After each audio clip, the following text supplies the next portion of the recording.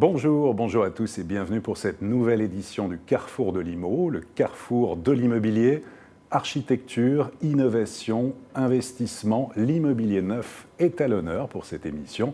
Et pour en parler sur le plateau, la team IMO, Valérie Valenstin, bonjour. Bonjour. Journaliste pour le particulier. Alors qu'est-ce que l'on va voir avec vous, Valérie ?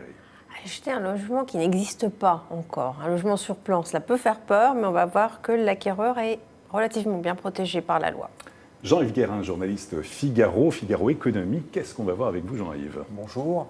Alors, il y a un métro qu'on va construire, le Grand Paris Express, et c'est 200 km de nouvelles lignes avec des opportunités en matière de logement neuf, d'immobilier neuf, et on essaiera de voir quelles sont les bonnes opportunités. On espère bien sûr. Jean-Bernard Litzer, journaliste au Figaro Immobilier. Bonjour Jean-Bernard. Bonjour. Alors au menu, avec moi, on va parler de réalité virtuelle, de visite 3D immersive, de réalité augmentée, en fait de toutes ces technologies qui permettent de mieux voir ce qui existe et surtout de voir ce qui n'existe pas encore. Bon, ça on le verra tout à l'heure, merci. Et puis on a un invité, on est très heureux de le recevoir, c'est un architecte, c'est Manal Rajdi, bonjour. Bonjour Olivier. Vous êtes architecte, vous avez fondé Oxo Architectes. Et on vous connaît parce que vous êtes sans doute l'un des architectes les plus tendances, on va dire en France, même en Europe. Vous avez notamment réalisé l'Arbre Blanc à Montpellier. On vous doit aussi une future réalisation qui s'appelle 1000 arbres à Paris. Et vous avez été sélectionné, vous êtes lauréat de 2 grands projets qui verront le jour dans la métropole, dans le cadre du projet de la métropole du Grand Paris. Et c'est ce que l'on verra avec vous. Et vous pouvez bien sûr intervenir tout au long de l'émission, en tout cas Manal. Vous aussi, les internautes, vous n'hésitez pas, posez vos questions, faites-nous part de vos bons plans. Nous sommes là pour bien sûr y répondre. Pour commencer, on démarre avec 3 chiffres clés sur l'immobilier neuf pour vous donner un petit peu le pouls et la tendance. Premier chiffre clé, c'est 400 000. 400 000, c'est le nombre de logements mis en chantier en France métropolitaine sur une année glissante. Alors c'est 18% de mieux qu'à la même période l'an dernier, ça va pas mal, ça c'est le ministère de la Cohésion des Territoires qui nous l'indique. Deuxième chiffre clé, alors on construit plus, mais le revers de la médaille c'est que c'est de plus en plus cher, en tout cas sur le neuf, 4 000 €, ça c'est le prix moyen au mètre carré d'un logement neuf en France. Alors évidemment avec des fortes disparités, on est plus près des 5 000 € en Ile-de-France et sous la barre des 4 000 en région. Et puis le troisième chiffre clé, pour qui concerne ceux qui achètent dans le neuf pour la première fois, 7 sur 10, 7 ménages primo-accédants réalisent leur projet dans l'immobilier neuf grâce au prêt à taux zéro ou au prêt à l'accession sociale. Et justement, ceux qui achètent pour la première fois et qui achètent dans le neuf, Valérie, on fait ce qu'on appelle un achat sur plan, un achat en VFA. Il y a des règles à respecter et puis il y a toute une série d'étapes, en fait. Beaucoup de choses à connaître. Il y a 3 grandes étapes. La première étape, c'est le contrat de réservation. C'est-à-dire que vous signez un contrat dans lequel le promoteur s'engage à vous réserver un logement dans son programme. Donc c'est un document qui est assez précis, assez détaillé. Il y a le numéro du lot, la superficie, les descriptifs techniques. À ce moment-là, vous versez un dépôt de garantie dont le montant maximal est fixé à 5%. D'accord. Voilà. Et après, vous pouvez vous rétracter pendant 10 jours. Après, il y a un certain nombre de mois qui se passent. Et à la date, en principe, qui était prévue dans le contrat de réservation, vous passez devant le notaire pour signer l'acte de vente définitif. Ça, c'est le contrat de vente définitif. C'est le contrat de vente définitif. Alors, une des spécificités du logement neuf, de l'achat sur plan, c'est que vous ne payez pas d'un coup votre achat immobilier, comme par exemple dans l'ancien. C'est un paiement qui est échelonné en fonction de l'avancée des travaux. Et là, c'est aussi encadré par la loi, c'est-à-dire que vous ne pouvez pas verser plus de 35% du montant total de l'opération lors de l'achèvement des fondations, 70% à la mise hors d'eau de l'immeuble, c'est-à-dire grosso modo il a son toit, il prend plus la pluie, et 95% à la fin des travaux. Et attention, parce que là ça peut être un piège, vous ne versez les fonds qu'une fois que vous avez eu l'attestation de l'architecte ou du promoteur comme quoi les travaux sont bien arrivés à ce stade-là. Ce qui est même conseillé, c'est de se déplacer puis de voir en effet de faire des visites, de voir où en est l'opération, le programme. Et puis enfin, la dernière étape, la plus importante, parce que c'est celle où on va vous remettre les clés, c'est la livraison de l'appartement. Alors là, vous faites soigneusement le tour de ce qui va être votre futur logement et vous regardez si tout est conforme à ce qui était prévu dans le contrat de vente. Vous vérifiez si tout fonctionne bien, vous ouvrez les fenêtres, vous faites fonctionner les robinets, les volets roulants électriques. Alors là, il faut tout regarder. Il faut tout regarder, il faut, même si le promoteur ou le vendeur vous presse un peu, ce qui peut arriver, vraiment, vous prenez votre temps, vous avez tout à fait le droit de vous faire assister par un homme de l'art, comme on dit, dans cette étape, et à l'issue de cette étape, on vous remet les clés. Et là, attention, on est tenu de vous remettre les clés, même si vous avez constaté des malfaçons et que vous les avez consignées dans un procès verbal, ce qui vous donne le droit de consigner les 5% restants, parce que lorsqu'on a évoqué le paiement échelonné, voilà, donc là, on vous remet les clés, mais vous bénéficiez aussi d'un certain nombre de garanties. Ensuite, une fois que vous avez pris possession des lieux, garantie d'1 an sur tous les désordres ou tous les inconvénients qui peuvent survenir, une garantie de 2 ans sur le fonctionnement des équipements, par exemple si vos volets roulants tombent en panne ou si une porte ne fonctionne plus, et pendant 10 ans, ça c'est la fameuse garantie décennale pour les désordres. C'est théorie ou c'est vrai ça? Pendant 10 ans, oui. Absolument, pendant 10 ans. Loi, alors, il y a quand même quelque chose à... C'est que les délais de ces garanties ne courent pas à partir de la livraison de votre logement, mais de la réception du chantier, qui souvent intervient en amont et qui est faite par le promoteur. Donc là, c'est une date que vous devez demander, la date de réception du chantier, parce qu'elle est souvent antérieure à votre date de livraison, parce que c'est elle qui fait courir ces délais. Donc, il ne faudrait pas se retrouver hors délai parce qu'on n'a pas eu connaissance de cette date. Question d'internaute, Fabrice nous demande comment annuler un contrat en VFA. Vous avez 10 jours pour l'annuler, une fois que vous avez signé le contrat de réservation. Et autre question de Cyril73, comment s'assurer dans le neuf qu'un programme ne sera pas retardé par un recours? Je dirais qu'il n'y a pas de moyen de s'en assurer. Manal Rajdi, l'architecte? Non, il n'y a pas de moyen. Il y a des recours qui arrivent et on ne peut pas s'en protéger. On peut rien faire. Alors les recours abusifs... Alors Jean-Yves Guérin, oui, Jean-Yves. Oui. Moi j'ai acheté ma maison en fait en VFA. En VFA, expérience personnelle, très bien. Et donc, en fait, parfois la commercialisation, c'était mon cas, se fait alors que la période de recours contre le permis de construire est close. Traduction, vous êtes sûr qu'il n'y aura pas en tout cas ce problème-là. C'est pas toujours le cas, effectivement. Ça, c'est clair. Ça a permis de dire que c'est une règle parce que certains le mettent en avant. Parfois, les gens sérieux attendent que le permis soit validé avant que les recours soient purgés avant de lancer. C'est une sécurité pour l'acheteur. C'est une sécurité. Et puis c'est vrai que ce qu'évoquait Valérie sur la livraison, la réception des travaux, on peut avoir des surprises. Moi, j'en ai eu 2, c'est-à-dire que j'habite une maison où il y a des balcons et les garde-corps n'étaient pas suffisamment vissés au premier étage, avec des jeunes enfants et puis même des adultes. Si on tombe, c'est quand même assez dangereux. Et puis, en règle générale, il y a une commission de sécurité qui passe et on vérifie ce genre de détails. Donc, commission de sécurité. Alors disons que si elle était passée, ils n'avaient pas regardé ça. Et puis l'autre élément qui n'était pas à la réception des travaux, mais antérieur, c'est que comme dans tous les programmes immobiliers neufs, tenir les délais, visiblement, pour le promoteur, c'est compliqué. Et donc, moi, dans mon cas, il devait poser du parquet, d'accord, sur tout le premier étage. Et le parquet a été posé trop rapidement, donc il s'est soulevé, d'accord. Donc, il a fallu le déposer, l'enlever et le reposer. Ça, c'est 15 jours de retard qui n'était pas prévu. Donc, l'expression essuyer des plâtres dans le neuf, eh bien, on le vit effectivement. Ce n'est pas comme acheter un bien qui existe depuis 50 ans.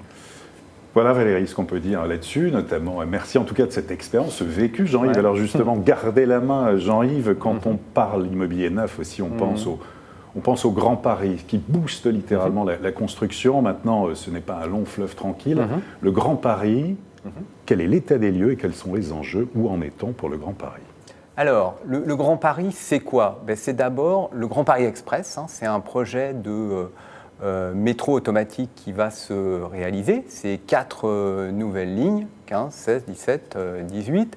C'est le prolongement de lignes qu'on connaît, qui existent, la 11 et la 14. Et puis, c'est le prolongement également du RER E, qui s'arrête aujourd'hui à Saint-Lazare et qui va se prolonger vers l'ouest, notamment vers la Défense. Donc 200 km de nouvelles lignes, 68 gares. Ce qu'il faut retenir, en fait, au-delà de cette accumulation de chiffres, c'est que ce que ça va changer dans la vie quotidienne des gens, eh bien, pour ceux qui habitent la région parisienne, c'est circuler plus rapidement.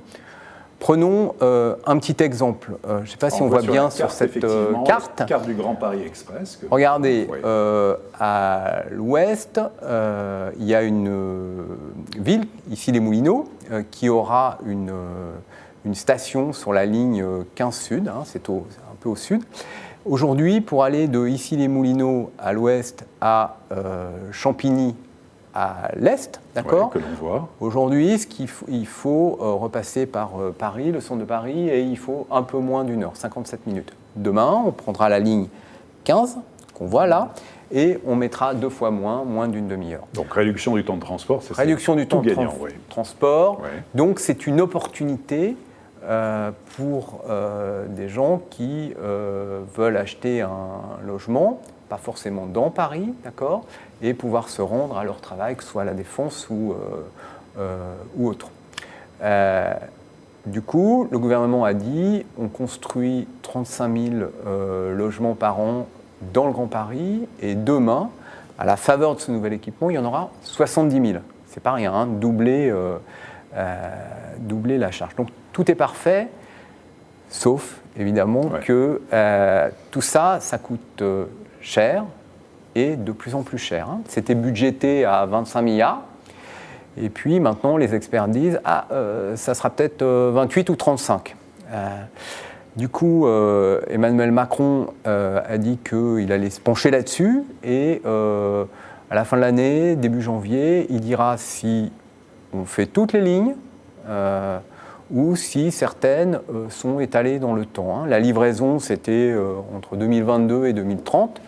Peut-être qu'il dira, il y a des lignes qui ne sont pas prioritaires, celles qui vont sur le plateau de Saclay, la ligne 18, dans le sud. On peut peut-être attendre jusqu'en 2035. Néanmoins... Et pour illustrer, on voit des projets du Grand Paris, d'ailleurs, pendant que vous parlez, Jean-Yves. Parce que des projets, il y en a un autre architecte qui est là, en développe, il nous en parlera, mais des projets, il y en a. Ça veut donc dire aussi que des opportunités pour des gens qui veulent acheter dans le neuf, il y en a. Alors, où ça ? Où ça ? D'abord, on peut penser que dans le nord, je ne sais pas si on peut le voir sur notre carte, à Saint-Denis, il y aura une station, à Saint-Denis-Pleyel, vous la voyez. Eh bien, il y aura pas mal de lignes qui vont se croiser, la ligne 14, la ligne 15, la ligne 16, la ligne 17. Bref, il y aura ce sera un hub où on pourra aller en étant localisé autour de cette gare dans plein d'endroits dans Paris, en banlieue, un peu comme quand on est à Châtelet. Donc là, il y a du sens à se localiser là. Aujourd'hui, c'est investir, et du sens à investir, dans l'immobilier, à acheter. Aujourd'hui, il y a des programmes qui sont aux alentours de 5 000 euros.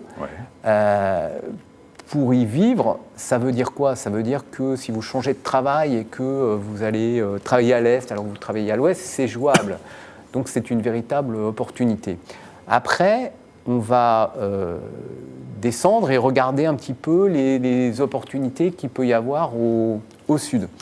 Et juste, Jean-Yves, notamment les notaires parisiens indiquaient qu'il y a une différence énorme dès qu'on passe le périphérique entre typiquement la Porte de la Chapelle, où nous sommes à 6 500 euros du mètre carré, et Aubervilliers à 3 000 euros du mètre carré, il y a des écarts absolument énormes. Là aussi, pour un investisseur dans l'immobilier, il peut se dire qu'à terme, c'est un bon placement aussi à faire.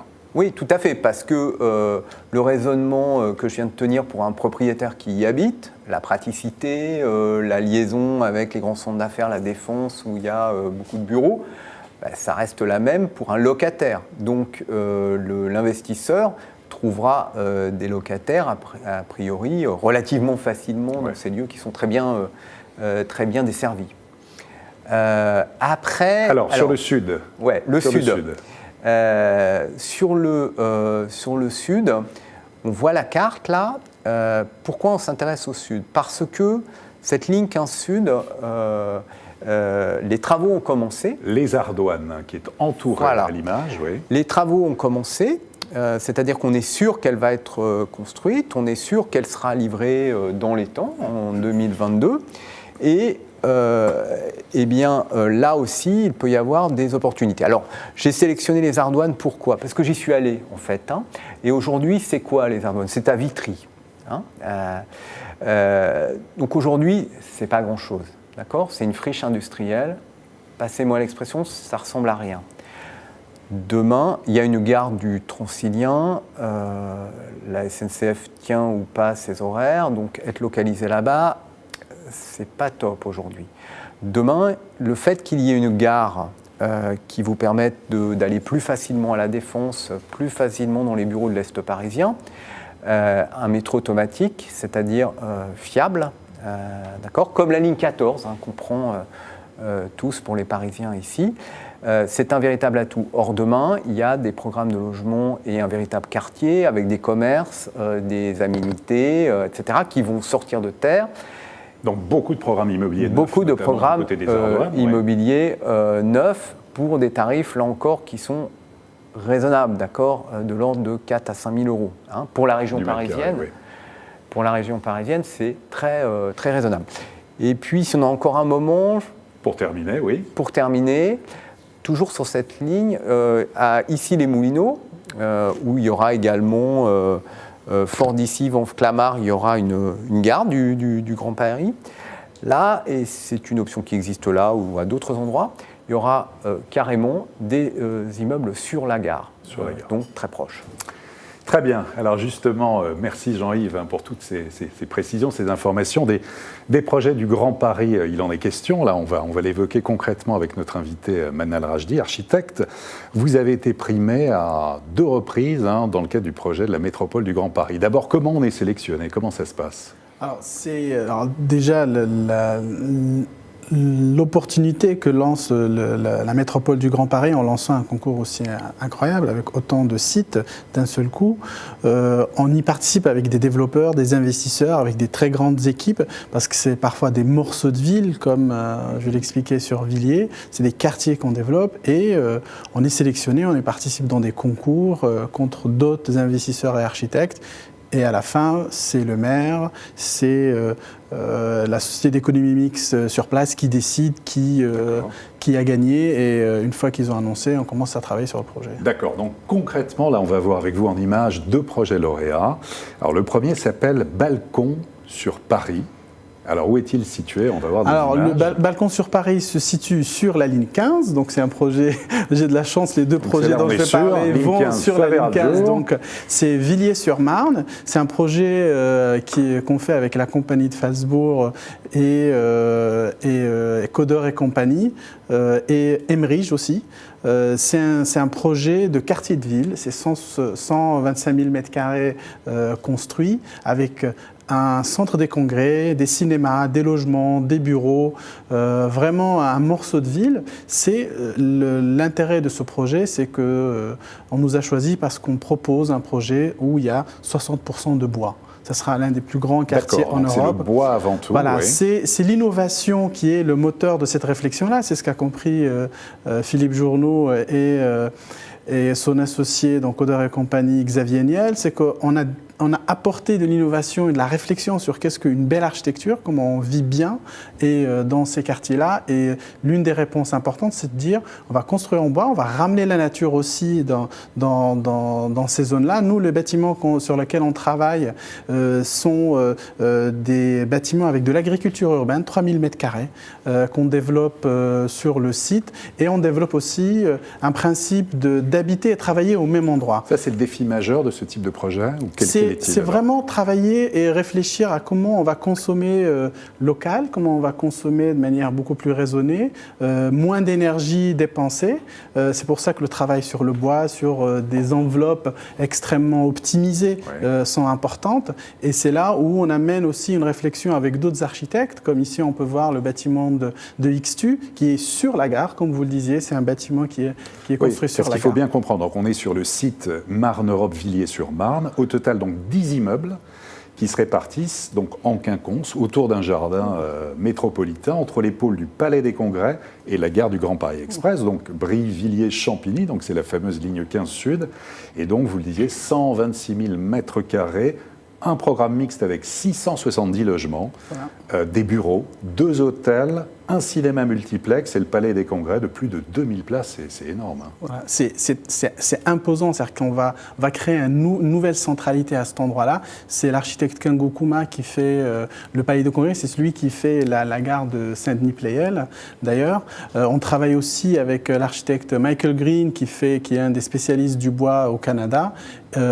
Stefano Boeri qui a fait le Bosco Vertical à Milan, il fait un bâtiment logement, un bâtiment en bois, et Cause qui sont des spécialistes aussi du bois qui construisent le bâtiment en bois le plus haut d'Europe. Donc c'est vraiment une équipe qui a dans ses gènes une vraie réflexion sur ce que c'est que le bois en architecture, le bien-être dans l'architecture, et vraiment travailler autour de ce parc, comment on construit un quartier autonome, et le travail avec Philippe Journeau et Xavier Niel sur le digital aussi dans ces espaces urbains, comment on va ramener aussi des vraies fonctions, comment on peut à travers le digital connecter, ramener du lien. C'est important dans l'architecture d'avoir du lien dans ces quartiers-là qui sont déplacés à cet endroit-là. Les gens ont envie aussi d'être connectés, et aujourd'hui on est tous connectés, donc on ramène ça aussi dans l'urbain. Et avant de voir le deuxième projet, l'évolution du végétal, de tout ce qui est vert, comment ça peut évoluer dans le temps? Parce que ça, on n'a pas le recul aussi nécessaire. Il y a certains projets, on a vu, c'était pas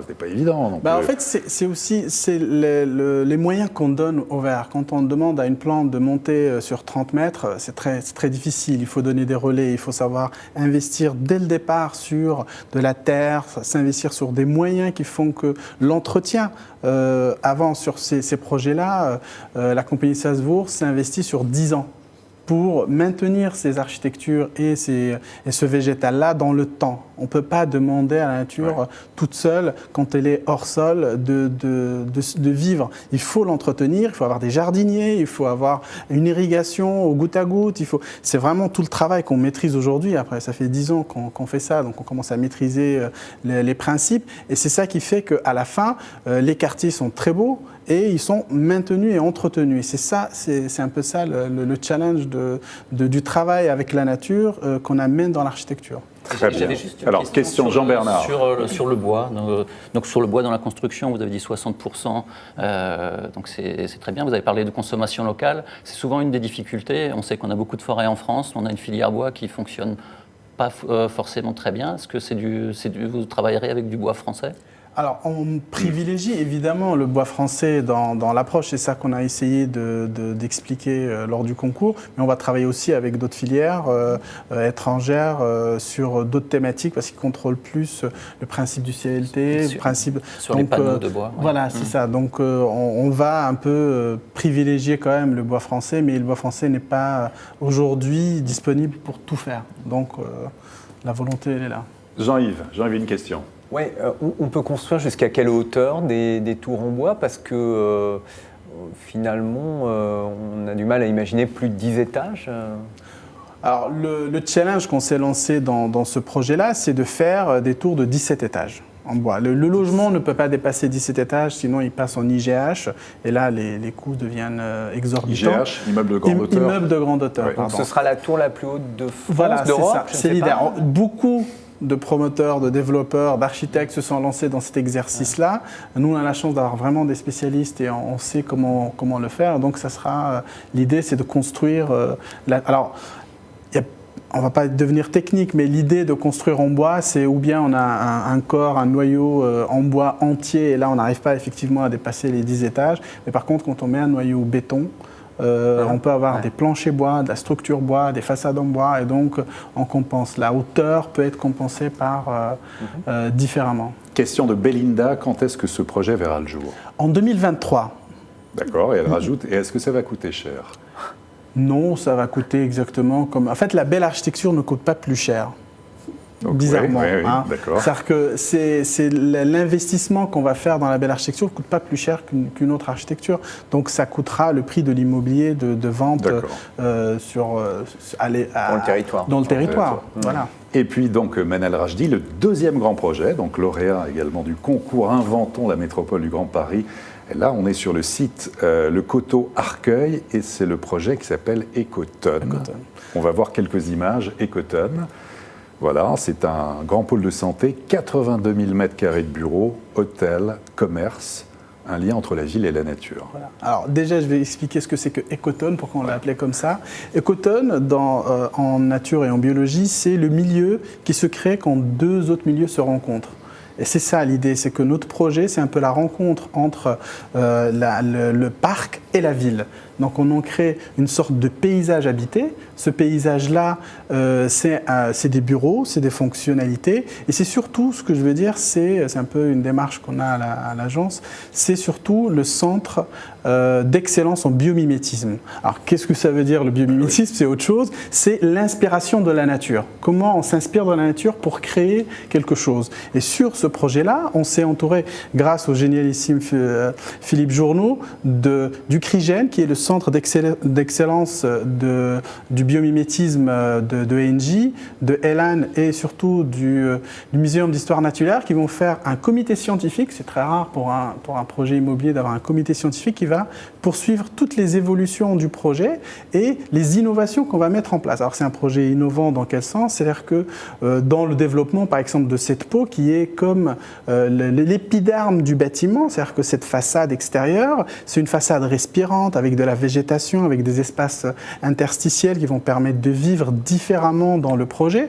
Alors c'est un projet qu'on fait avec Duncan Lewis, Scape Architecture, Triptyque et Parc. C'est des architectes qui se sont tous posé cette question-là comme nous, comment la nature va influencer l'architecture et comment elle peut bien vivre avec. Et c'est un peu cette réponse-là qu'on amène avec Ecotone.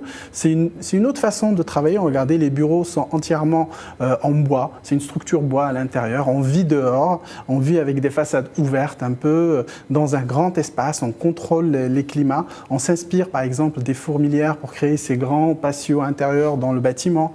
Les toitures sont très légères comme des feuilles de libellule qu'on essaye vraiment de suivre ces structures-là très très légères. Donc c'est un peu ça l'idée du biomimétisme, c'est essayer d'amener cette réflexion et cette observation dans la nature pour créer l'architecture. Et pour moi, l'immobilier et les acteurs de l'immobilier doivent s'inspirer de la nature parce que dans la nature, il y a le pouvoir de l'innovation. Pouvoir de l'innovation. Et pour l'instant, en fait, il n'y a absolument rien sur ce terrain. Pour l'instant, il n'y a rien du tout.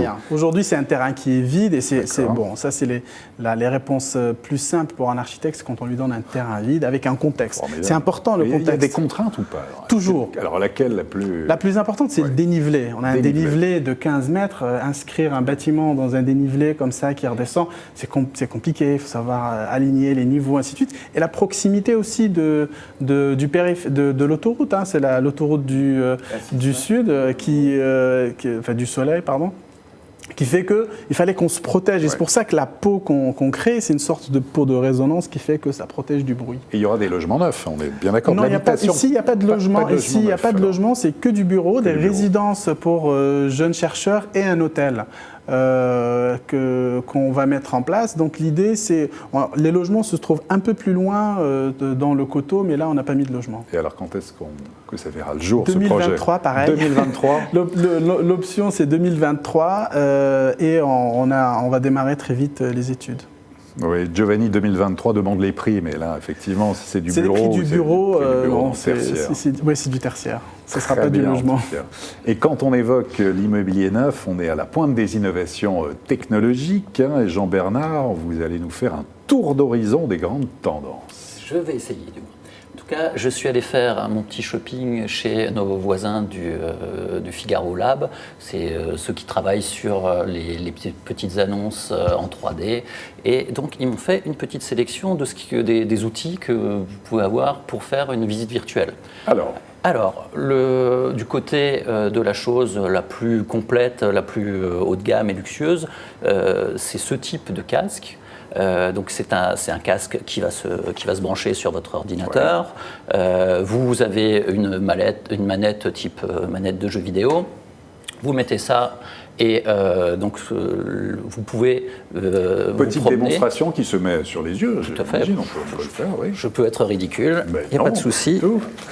Donc Bon, Manal, ça vous connaissez. Ça se passe comme ça. Et donc après, vous n'avez qu'à effectuer les mouvements de tête pour voir les différents coins et recoins de votre logement. Là, on visite l'appartement. Et si vous avez votre joystick, l'intérêt du joystick, que je ne vois pas, ça va vous permettre de passer dans les pièces suivantes et de poursuivre votre visite. Donc ça, c'est l'expérience la plus immersive, la plus complète.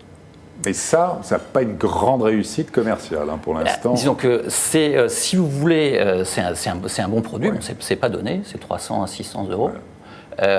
Donc voilà. L'un des freins, c'est le prix. L'un des freins, c'est le prix. Et ce qu'il y a aussi sur ces machines, on a découvert qu'il y a des gens qui supportent pas trop ces casques. Il y a eu des études qui montrent qu'il y a quasiment 40% qui sont pas tout à fait bien et 5 à 6% qui auraient carrément, purement et simplement un cyber-malaise ou enfin vraiment qui n'aime pas cette machine. Bon, Manal, vous l'utilisez, vous connaissez bien.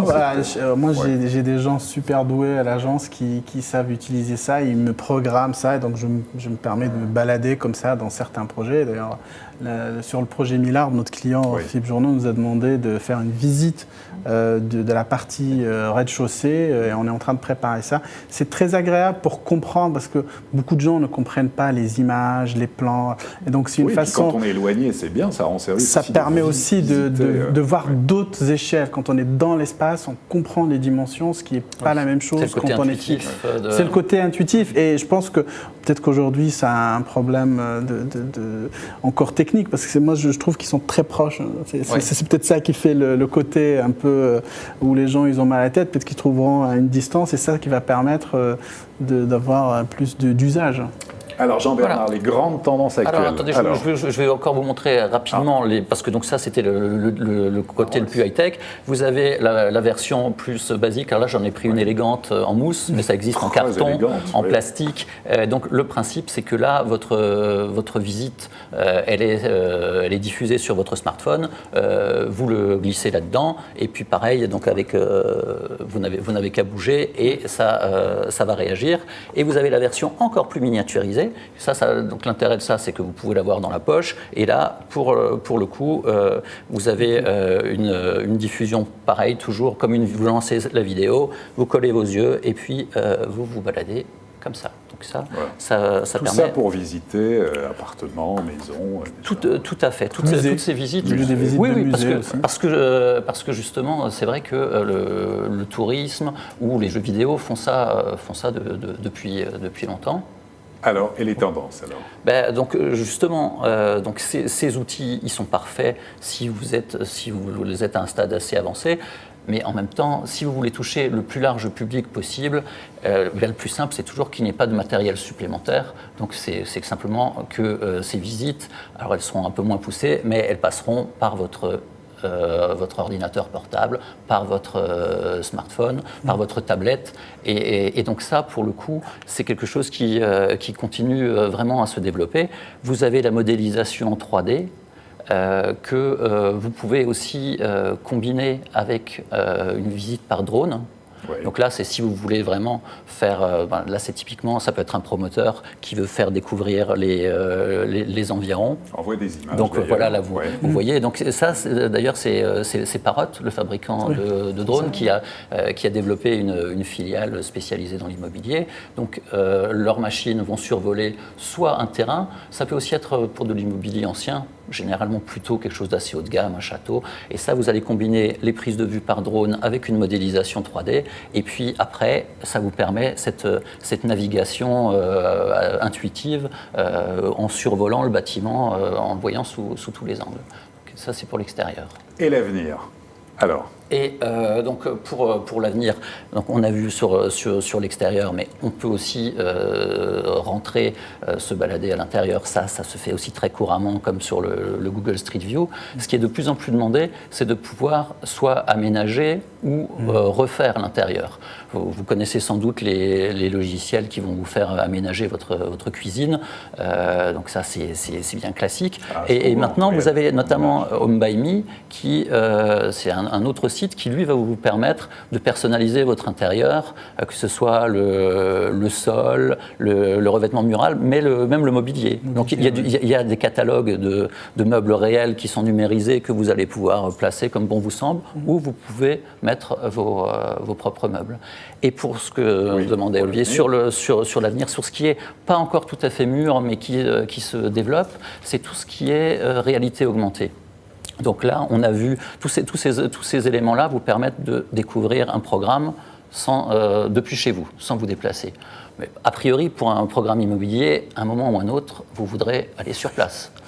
Et je pense. Et donc là, le meilleur des deux mondes, c'est de combiner l'image réelle et avec votre tablette ou votre smartphone, vous pouvez, admettons vous êtes sur votre terrain nu, vous passez devant et vous pourrez voir comment va s'implanter l'immeuble sur le terrain. Même à l'intérieur. Hein. Et à l'intérieur, pareil, si vous voulez abattre visite de l'ancien, vous voulez abattre une cloison, hop, vous pouvez voir aussi sur place. Et c'est un élément assez intéressant. Un outil de prise de décision qui est beaucoup plus actuel. Oui. Ouais. C'est un outil de prise de décision. C'est-à-dire que quand on se balade, par exemple dans l'ancien, on a du mal parfois à savoir si on sait mettre un canapé ici. Ça. Et donc, cette mise dans le réel des meubles font qu'on peut tout de suite se rendre compte de l'espace. Et le cas échéant, quand on se balade sur un terrain et qu'on voit son immeuble dessus, on arrive à plus prendre de décisions. Très bien. Et puis maintenant, on va parler, pour terminer, d'architecture avec le grand concours du Figaro Immobilier en partenariat avec l'agence Architecture de Collection, qui vous propose de voter pour la plus belle maison d'architecte de France. C'est le prix Archinovo. Donc rendez-vous sur le site du Figaro Immobilier. Vous avez l'embarras du choix. Donc ça va d'une maison construite avec des containers maritimes, un moulin du 18e revisité, des maisons surélevées en bois, une maison corse qui se fond dans son environnement, des maisons enterrées. Voilà, donc pour ce concours, Jean-Bernard, sur le Figaro Immobilier, on peut donc voter. N'hésitez pas. Voilà, en tout cas, merci à tous pour vos précieux conseils. Merci Valérie Valenstin du particulier. Merci Jean-Yves Guérin du Figaro Économie. Jean-Bernard Litzer, Figaro Immobilier. Manal Rajdi, encore mille merci et longue vie à ces beaux projets. Merci beaucoup. Et on se retrouve, nous, très bientôt, le 15 décembre, pour une prochaine édition du Carrefour de l'Immo.